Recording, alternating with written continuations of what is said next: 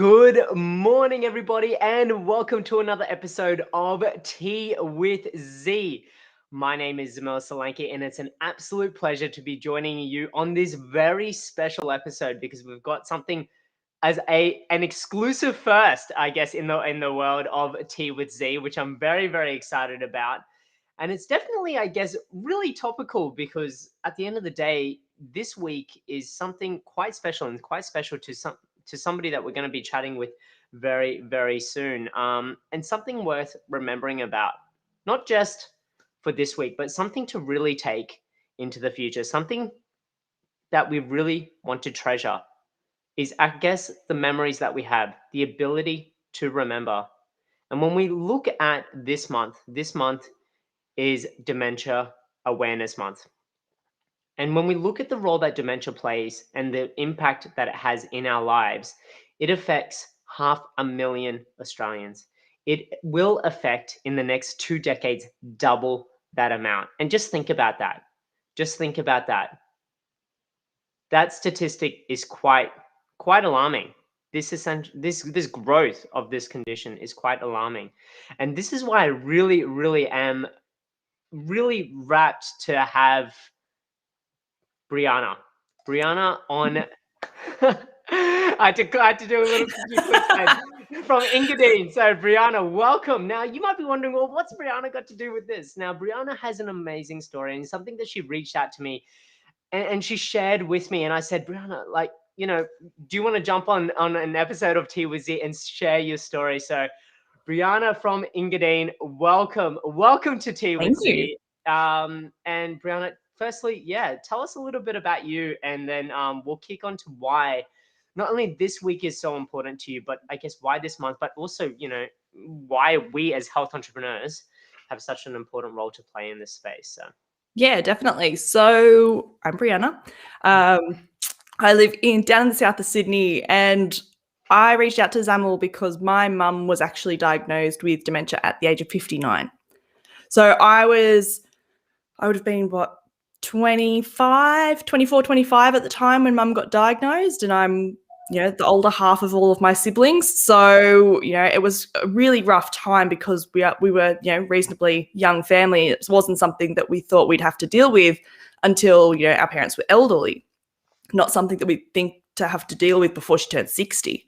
So for mum, it was early onset, which means that it moves really quickly. So she passed away about 2 years ago now, and it was within 5 years of being diagnosed. So it's a really quickly, and the early onset, it only affects 2% of people that have been diagnosed with dementia or Alzheimer's, and it's an atypical dementia. So it's not something that people expect. People think of dementia and Alzheimer's and they think, you forget who people are, you forget where you left your keys, that sort of thing. But it was funny with mum, wasn't the forgetting until the end. It was things like, not being able to find a word. She'd be trying to tell you that she needed her hairbrush, and she'd be there saying, my wallet, my wallet, my wallet. And it's, the way that your brain's wired, and it would just get all discombobulated, basically. Things like time, which to me, I didn't even realize that people her age got dementia. And for things like telling the time was really hard, and dealing with numbers and money and all that kind of thing. And that's a big part of dementia that I think people don't understand. It's not just forgetting per se. It's the basic computations that you need to make in day-to-day life, which means that you can go to the shops by yourself. That means you can, meet up with a friend at a particular time, and all that sort of stuff that we don't realize is affected. So, yeah. And you've touched on that. It's such a rapidly progressing condition. Something that, in a blink of the eye, you're enjoying these precious moments with a loved one, and in a blink of the eye, those moments change into fleeting moments, and I guess really trying to treasure what you once had. Definitely. And unfortunately, it is the leading cause of death in women that a lot of people don't actually realize. We get so much publicity about, and not to take away from it, but we get so much publicity about the big C word. But when you look at such a condition like dementia and the leading cause of death in women and the impacts it has, What would you say as health entrepreneurs, the role that we now need to play into really, I guess, empowering others to recognize the importance of this, but to Yeah. also help people along their journey? Yeah, definitely. So I guess before it even gets to the point of sickness, for everybody, for health entrepreneurs, it's really important to be promoting a healthy lifestyle. So exercise, eating right, socialization is a really big thing. And I think that was part of why my mum's disease progressed quite quickly. Because she had lost connection with a lot of her friends at that time. And so she didn't have that social interaction that people with dementia need. That everybody needs. It's something that's a basic human need to have social interaction. And especially in times of COVID, it's so hard to keep in touch with people. And so that's a big part of what I think we all can be doing in our lives to try and stave off any sort of sickness in that respect. But with people that are already on that journey of dementia, who already have been diagnosed and are living with this disease, there's a lot of people that they can still do stuff. They don't become immediately disabled. And that's what Dementia Awareness Week is about this year, is about empowering people and being able to support them to live reasonably normal lives, helping them with independence and giving them the tools to be able to go to the shops, take themselves to the bathroom, wash themselves.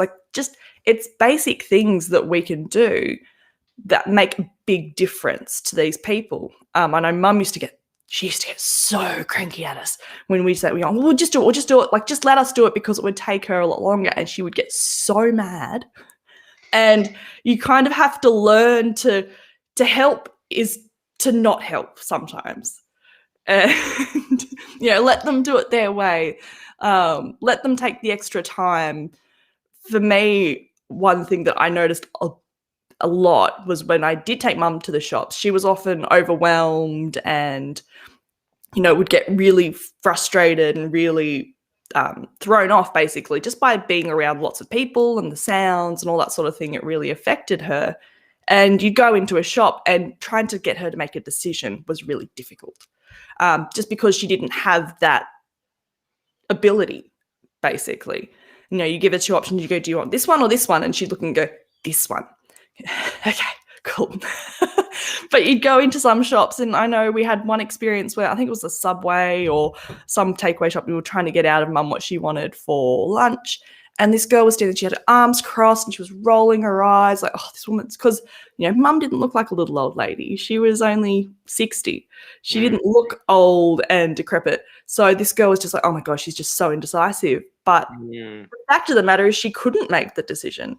And that lack of patience, really, that's obviously, set in my mind now.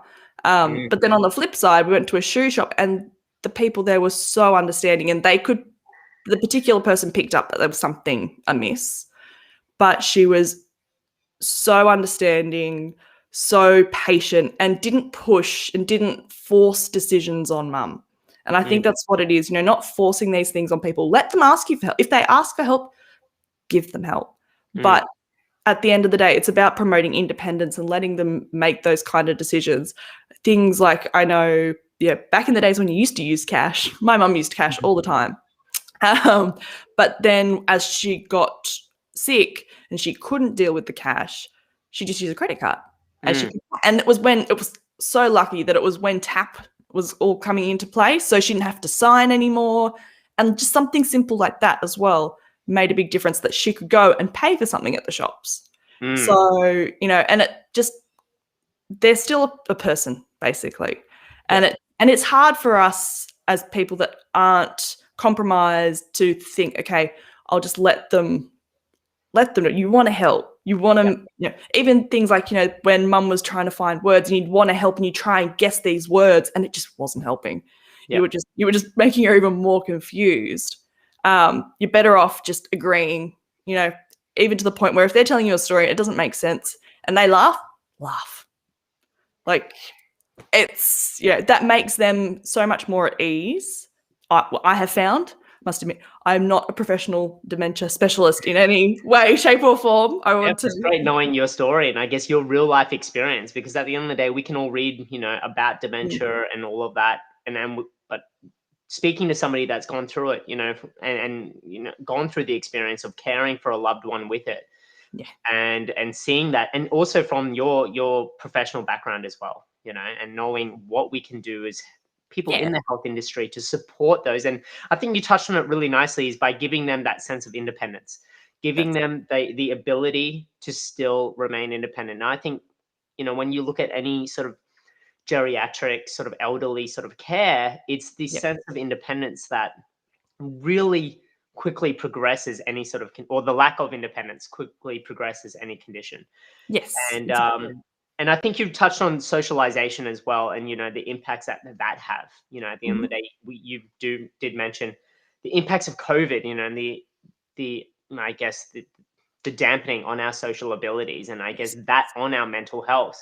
We don't look at the consequences beyond that, and beyond, I guess, the mental health, not only on our generation, but on the generations Yeah, before I us. can't even imagine Yeah. what would be going on in nursing homes at the moment after being closed off for so long from their families. And like, I know from my experience, even my grandfather, I've got a 90-year-old grandfather who's in care home, and he doesn't do screens. He's got macular degeneration, so he can't do video, FaceTime, things like that.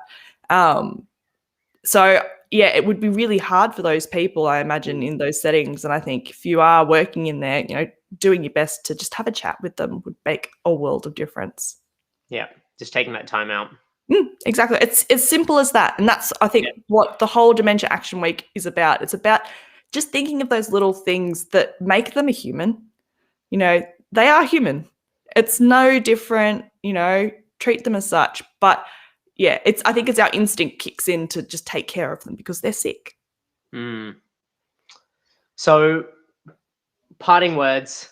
I guess what would be your top 3 tips? Because you've given some absolute golden nuggets in terms of looking out for, I guess, how to interact with them, giving them that sense of independence, looking for other tools and resources. Such, you mentioned the credit card as well. Yep.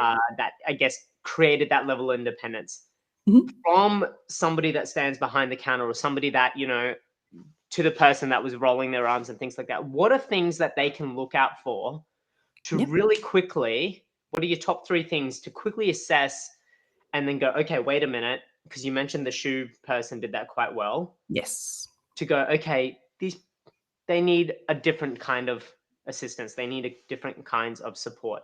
What would be your top 3 things closing out today? So I guess you could look out for sort of how they're reacting to their surroundings. Are they skittish? Are they stressed out? Just basic stress signals, because a lot of people will be stressed in a shop setting, for example. That's definitely something to look out for. Struggling to find words is a good one. If they can't, not that they can't explain clearly, because I know I can't explain clearly sometimes, but but using strange words in sentences and things like that was a big one for Mum. That was one of the first signs that we picked up that something was wrong. That they're just using strange words for different situations and that sort of thing. And yeah, if they are using cash, which I guess wouldn't happen as much these days, but when you give them a simple, it's $25, and you can see them ruffling through all their notes and trying to work it out and not quite sure what's going on, that's a really good sign as well. So it's everybody's different in their dementia as well, how they react to things. But yeah, that would be my stuff to look out for, just to see if they do need further help. Yeah. Amazing tips, and Brianna, thank you so much for sharing your story this morning.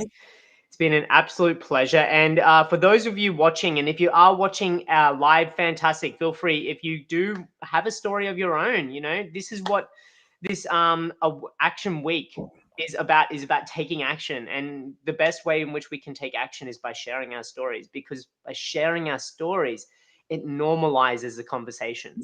It doesn't make it taboo. It doesn't make it left field. at the end of the day, and this is what Tea with Z and bringing on the likes of Brianna to share the stories about, just doing that is about normalizing these conversations, but also empowering you with the confidence to take action as well. And if you want to learn more about what's happening, I've popped the link in the screen below. So dementia.org.au, a truck ton of research and resources to go by as well to learn more about that. And I'm sure they've got some really cool tips on that page too. Yeah, thanks, Brianna. Yeah, so definitely head to that site there to check out. And also, as health entrepreneurs, get involved. Get involved, because at the end of the day, as health entrepreneurs, we play a role in empowering others to go along their health journey as well. And what an important journey and thing to really look into, considering it's the leading cause of death in women. So it's nothing to shy away from. It's quite a significant thing. So head to that resource there, check out the amazing information that has been put together there. But Brianna, thank you so much for joining us this Thanks for morning. having me. Yeah, no, it's an absolute pleasure. And thank you so much for reaching out and wanting to, and just to share as well, because and that really warmed my heart. And I was like, let's mix it up. Let's mix it up. Because at the end of the day, you're going to tell your story a lot better than I could tell you a story. So, and why not? And this is the world that we live in now, that we can actually communicate like this, It's great, isn't it? Yeah, that's it. So thank you once again, Brianna. Thank you so much for joining and for being just so vulnerable as well and sharing. I know it's a tough topic, because at the end of the day, it's something so close to you. And to all those others that have gone through something so similar as well that could relate to that, definitely a massive shout out and huge love to each and every one of you, particularly during this week where it really hits home as well. So yeah, I'm always here if anybody is in that situation and wants to have a chat. Yeah, definitely. Big shout out as well. And I'll put Brianne. Well, if you haven't joined the Limitless Network yet, that's probably a great way to connect with Brianna. Head to the Limitless Network, and that's probably an awesome way to connect with Brianna, because that's a group of like-minded people like Brianna found me on that, so which is absolutely awesome. And if you haven't joined that yet, definitely join, because it's a safe space to talk about these things as well, because I know that some of these conversations aren't as easy to chat about. But if you do want to reach out to Brianna as well, I'm sure she'd be happy to have a chat. So always awesome. I'll put a little link in the description once this gets uploaded as well. So have a great day, everybody. But Brianna, thank you so much for sharing your story. And to all of you, thank you so much for joining in on this very special episode of Tea with Z. Stay safe, stay well, and I look forward to catching up with you again tomorrow morning. But from my heart to yours, really, really embrace the moments and the memories that we have together, because in a blink of an eye, we just don't know what this world holds for us. So, thank you once again. Stay safe, stay well. Take care now. Bye. Bye.